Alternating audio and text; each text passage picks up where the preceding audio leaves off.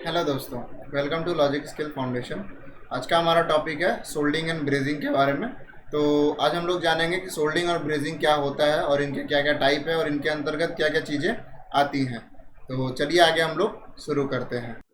तो सबसे पहले हम इन दोनों की परिभाषाएं जानेंगे, सोल्डिंग और ब्रेजिंग के बारे में। तो देखिए, सोल्डिंग एक ऐसी प्रक्रिया है जिसमें दो या दो से अधिक धातुओं को हम एक साथ जोड़ते हैं। दो या दो से अधिक जो हमारे पार्ट है उनको हम एक साथ जोड़ते हैं और इसको सोल्डर मतलब फिलर मेटल, जो हम इन तीनों या दोनों चीजों के बीच में जो मेटल भरेंगे या फिर जो वस्तु भरेंगे, जो तत्व भरेंगे, उसको सोल्डर बोलते हैं। तो इस सोल्डरिंग प्रोसेस के अंतर्गत क्या होता है कि जो हमारा वर्क पीस है उस वो मेल्टिंग पॉइंट तक नहीं जाता, वो कम हीट में ही हमारा जो वर्क पीस है वो जुड़ जाता है। और ठीक उसी के तरीके से ब्रेजिंग की भी परिभाषा हम लोग देखेंगे कि ब्रेजिंग जो एक प्रोसेस है ये भी मेटल जोड़ने की ही प्रोसेस है। ठीक है, तो ब्रेजिंग के द्वारा हम फेरस और नॉन फेरस दोनों तरीके के मेटल्स को हम ज्वाइंट करते हैं। लेकिन जो ब्रेजिंग की प्रोसेस है इसमें जो हमारा वर्क पीस है इसको हम लोग मेल्टिंग पॉइंट तक गर्म करते हैं और फिर उसके बाद इसमें हम लोग फिलर मेटल को भरते हैं। तब जाके ये जो जोड़ बनता है इसको हम लोग ब्रेजिंग कहते हैं। तो सोल्डिंग और ब्रेजिंग में सिर्फ यही एक अंतर है कि जब भी हम सोल्डिंग करेंगे तो हमारा जो वर्क पीस है वो मेल्टिंग पॉइंट तक गर्म नहीं होगा, उसके लिए बहुत ज्यादा हीट की जरूरत नहीं है ना। वो कम हीट पे ही हमारे वर्क पीस को जोड़ने में सहायक होता है। और जो ब्रेजिंग प्रोसेस है ये इस प्रोसेस में जब हमारा वर्क पीस जो होता है वो हम उसको मेल्ट कराते हैं, एक दूसरे में पिघला के मिलाते हैं और पिघले हुए स्थान पे जो स्थान खाली होता है वहां पे हम लोग फिलर मेटल को भरते हुए वेल्ड जॉइंट को आगे बढ़ते हुए चले जाते हैं। तो हम लोगों ने जान लिया कि सोल्डिंग और ब्रेजिंग की परिभाषाएं क्या होती हैं, इन दोनों का यूज कहाँ कहाँ होता है, हम लोग ये जानेंगे। देखिए, सोल्डिंग का जो यूज होता है, सोल्डिंग में भी टाइप होता है। ठीक है, सोल्डिंग दो तरीके के होते हैं, पहला तो सॉफ्ट सोल्डरिंग और हार्ड सोल्डरिंग दूसरा। तो सॉफ्ट सोल्डरिंग जो है, जैसे आप लोगों में से बहुत से लोगों ने ये चीजें देखी होंगी किसी भी इलेक्ट्रिक की दुकान पे या फिर आप सबने घर पे भी की होंगी ये सारी चीजें कि छोटे छोटे जो इलेक्ट्रिक सोल्डर आयरन के वजह के साथ जो हम लोग सोल्डर वायर के साथ जो हम लोग प्रक्रिया करते हैं उसी को इलेक्ट्रिक सोल्डरिंग कहते हैं। ठीक है, सॉफ्ट सोल्डरिंग के अंतर्गत इलेक्ट्रिक सोल्डरिंग भी आती है। ठीक है, तो और फिर उसके बाद दूसरा जो टाइप है वो है हार्ड सोल्डरिंग। हार्ड सोल्डरिंग के अंतर्गत जब हम किसी सोनार के दुकान पे या फिर किसी भी आभूषण के दुकान पे जब जाते हैं जहां जेवर वगैरह बनते हैं, है ना, तो वहां पे हम लोग देखते हैं दो पार्ट के बीच में एक छोटे से पार्ट को, जिसका जो गलनांक पॉइंट है, जो मेल्टिंग पॉइंट है, वो उन दोनों वर्कपीस से कम होता है। हम उस जगह पे क्या करते हैं, जब हम उस जगह पे फ्लो देते हैं या फिर हम गैस के द्वारा या फिर जो इलेक्ट्रिक के द्वारा जब हम थोड़ा सा हीट देते हैं वहां पे। ठीक है, देखिए सॉफ्ट सोल्डरिंग और हार्ड सोल्डरिंग में यही एक अंतर है। सॉफ्ट सोल्डरिंग जो होता है वो इलेक्ट्रिक के द्वारा किया जाता है और हार्ड सोल्डरिंग जो है वो गैस के मिश्रण के द्वारा जो फ्लेम बनती है उस फ्लेम के द्वारा किया जाता है हार्ड सोल्डरिंग को। तो हार्ड सोल्डरिंग अधिकतर जो होता है वो अधिकतर ज्वेलरी के दुकान में ही यूज किया जाता है और सॉफ्ट सोल्डरिंग जो है वो इलेक्ट्रिक के कामों में यूज किया जाता है। ठीक है, अब हम लोग जानेंगे सोल्डरिंग आयरन और सोल्डरिंग फ्लक्स के बारे में। देखिए, सोल्डरिंग आयरन जो है, सोल्डरिंग आयरन के द्वारा ही हम जो सॉफ्ट सोल्डरिंग है उस प्रक्रिया को पूरी पूरी कर सकते हैं। ठीक है, सोल्डरिंग आयरन जिसकी बनावट होती है एक पेन के आकार की, जिसमें एक हैंडल होता है जो कि इंसुलेटेड कवर से लेस होता है, उसको पकड़ने पे हमें करंट नहीं लगता है। उसके बाद एक जो वेल्डिंग टिप होती है या फिर हीटर कोर होता है। ठीक है, वो सारी चीजें हैंडल के ठीक आगे होती है जो कि बिजली के द्वारा गर्मी उत्पन्न करती है, हीट उत्पन्न करती है। सोल्डिंग फ्लक्स का काम देखिए ये है। सोल्डिंग फ्लक्स पहला तो दो तरीके से होता है, पहला ये पेस्ट के रूप में भी होता है और पाउडर के रूप में भी होता है। ठीक है, पाउडर के रूप में जब हम देखते हैं सोल्डिंग फ्लक्स को तो वहां पे बोरेक्स या फिर सोडियम कार्बाइड के टाइप का कुछ होता है। और उसके बाद जब पेस्ट जाते हैं तो उन्हीं उन्हीं मिश्रण का, ठीक है, जो जो हमारे सोल्डिंग पेस्ट बने होते हैं वो भी बोरेक्स के ही पेस्ट के रूप में होते हैं जो कि लिक्विड फॉर्म में होते हैं।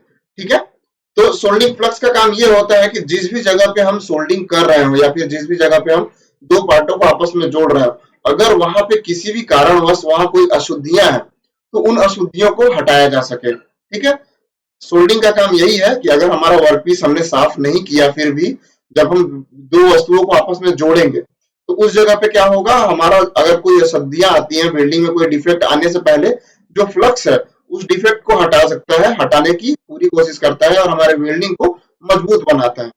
तो हम लोग ये चीजें जान गए कि सोल्डिंग आयरन क्या होता है और सोल्डिंग फ्लक्स क्या होता है।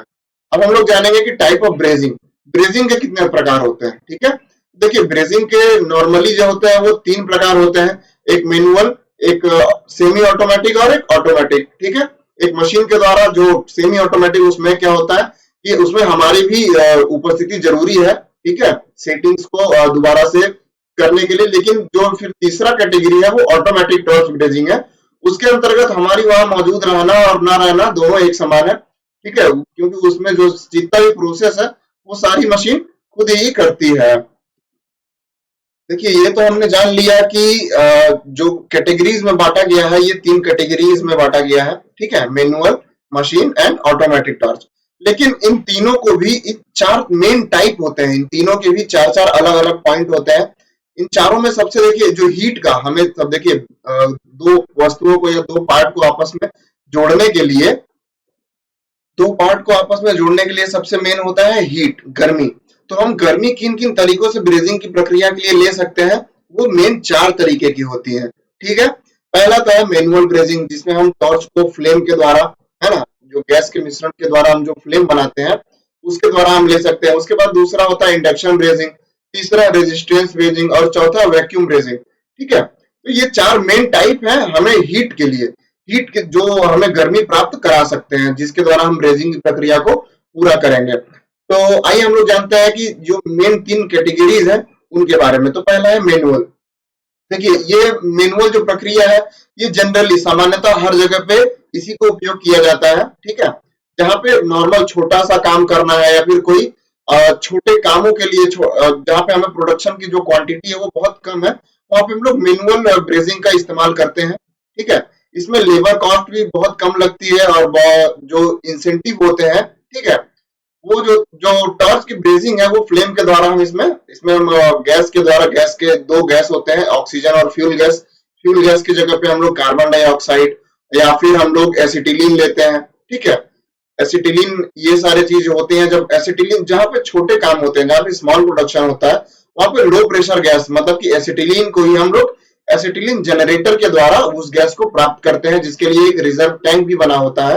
यहाँ पे आपको स्क्रीन पे दिख रही होगी, है ना, एक पिक्चर दिख रही है जिसमें देखिए आपको एक ऑक्सीजन का सिलेंडर भी दिख रहा है, जो कि डायरेक्ट हमारे जो टॉर्च है, वेल्डिंग टॉर्च है, उससे जुड़ा हुआ है। ठीक, ये है एसिटिलीन, जो फ्यूल गैस जो सिलेंडर लिखा हुआ है वो एक्चुअल में वहां पे क्या है, एसिटिलीन जनरेटर है। ठीक है, जो एसिटिलीन गैस को जनरेट करता है कार्बन डाइऑक्साइड के जो पत्थर होते हैं और पानी के मिश्रण के द्वारा एसिटिलीन गैस को उत्पन्न किया जाता है, बनाया जाता है और उसको रिजर्व टैंक में रिजर्व किया जाता है, उसको स्टोर किया जाता है और वहां से फिर हम उसको प्रेशराइज्ड करके हम अपने टॉर्च के द्वारा यूज कर सकते हैं ब्रेजिंग की प्रक्रिया को करने के लिए। देखिए जो मैनुअल ब्रेजिंग है, इसमें सबसे मेन होता है जो ह्यूमन स्किल है। जो वर्कर उस काम को पूरा करेगा उसकी स्किल पे ये डिपेंड करता है कि इस ब्रेजिंग के द्वारा हम कितना शुद्ध काम कर सकते हैं। ठीक है, तो ये मैनुअल प्रोसेस जो है ये स्पेशली उनके लिए है जिनको ब्रेजिंग के बारे में बहुत अच्छी नॉलेज हो, जिनको एक्सपीरियंस हो मैनुअली ब्रेजिंग करने के लिए। उसके बाद हम आते हैं मशीन पे। ठीक है, मशीन ब्रेजिंग। मशीन ब्रेजिंग में क्या होता है, इसमें ये इसको एक तरीके से हम लोग सेमी ऑटोमेटिक प्रोसेस भी बोल सकते हैं। इसमें हमें मशीन के साथ साथ हमें हमारी खुद की भी उपस्थिति इसमें जरूरी होती है। देखिए इसको सेमी ऑटोमेटिक इसीलिए बोला जाता है क्योंकि इसमें जब हम मशीन पे काम कर रहे होते हैं, जो हमारी ब्रेजिंग की प्रोसेस है उस मशीन के द्वारा ही की जाती है। लेकिन जो हमारा 2 वर्क पीस है उनको किस पोजीशन में सेट करना है, किस पोजीशन में रखना है, तो ये हमारी ही जिम्मेदारी होती है। मशीन का काम इसमें सिर्फ होता है कि ब्रेजिंग की जो प्रोसेस है, मतलब 2 पार्टों को आपस में जोड़ने और फिलर मेटल को वहां पे जहां पे फिल करना है वहां पे डालने की जिम्मेदारी ये मशीन की होती है। ठीक है, तो इसमें इसको हम लोग ऑपरेट करते हैं। इसको ऑपरेट करने के लिए कंट्रोल पैनल्स लगे हुए होते हैं।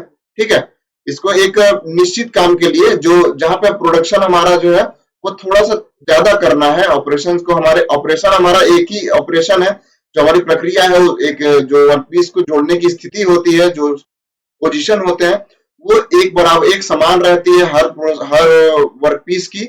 और हमारा जो प्रोडक्शन हमको तेज करना होता है तो हम लोग मशीन का उपयोग करते हैं।